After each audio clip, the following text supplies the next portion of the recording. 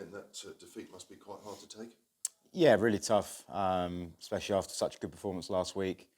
And then, yeah, again, sort of not a lot's gone right this week. Having said that, I think in a low-scoring game, the margins are very tight in games like that. I think it's just obviously one partnership. Another day we could have broken that partnership early, and it would have been a nip and tuck game. I think we probably needed maybe 120 lead there. I think it would have been a really interesting run chase, but yeah, obviously over the week we fell short.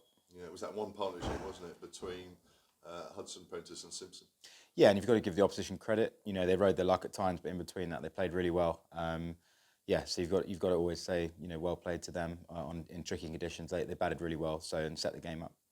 I mean, winning the toss and batting, would you still do that again, knowing what happened with the wicket? I think so. To be honest with you, looking at the way it spun from sort of the end of day two, I've got to be honest. I think we probably would bat again, and we were 134, I think, for four. I'd probably go back to that moment in the game, and I felt like we had control of the game. We felt probably 250 was going to be like a real killer score on that pitch. That's what we wanted to work towards, to really put them under a lot of pressure. Then obviously, yeah, Henry Cokum, again, credit to him. He bowled brilliantly there to take 4 wickets in a hurry, and suddenly the whole game changed. And I think it's always difficult with the ball when you've got an under par score.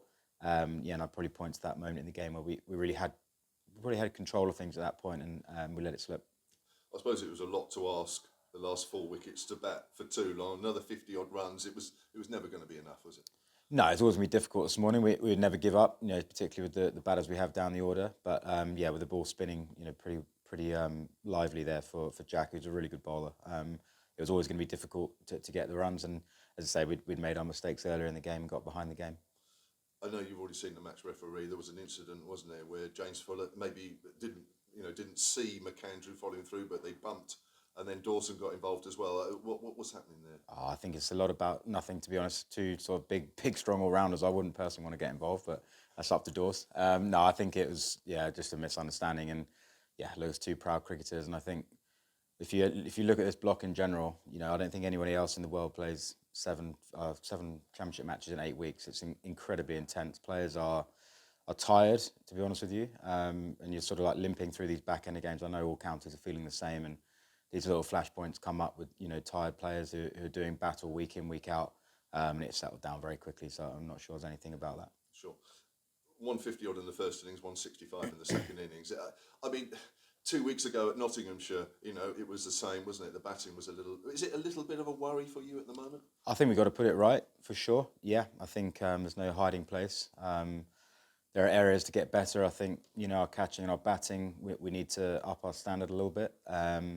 We've got a period to reflect. Some of the guys obviously play T20, some of us will have rest, but either way, we've got that sort of 3 or 4 week block now to really reflect on our games and see where we can get better. And a lot of the time, just mentally having a break will help.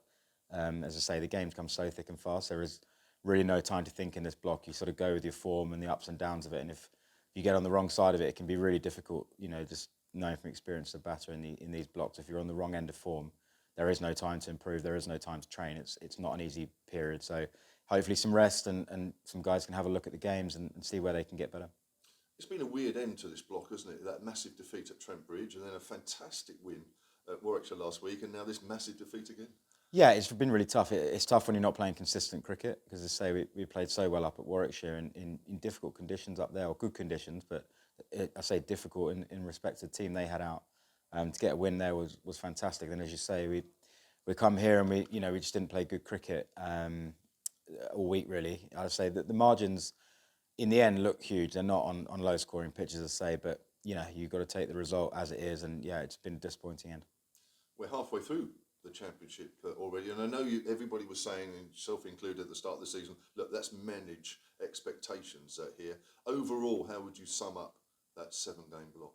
Yeah, it's been topsy-turvy. I think we've dealt with a lot of things pretty well. I think this looks on paper like the toughest part of the season. If you think about, they had the overseas, both of them originally getting injured, and then obviously we've had Barks out as well. Trying to cope with the loss of, Mohammed Abbas for different reasons, James Vince. There's been a lot to deal with, and I think overall the group's done really well. I think we've played some good cricket in patches, but perhaps inevitably our consistency has been down with the loss of those players and all those factors to deal with. But overall, I think we can hold our head up high. We're not in a bad place. We've we've won some games, and as I say, it's probably that consistency that we haven't had. And we have to find a way going forward into the season. We'll obviously recruit a couple of players back, which will help from injuries and layoffs, etc. So, hopefully we can get stronger as the season goes on.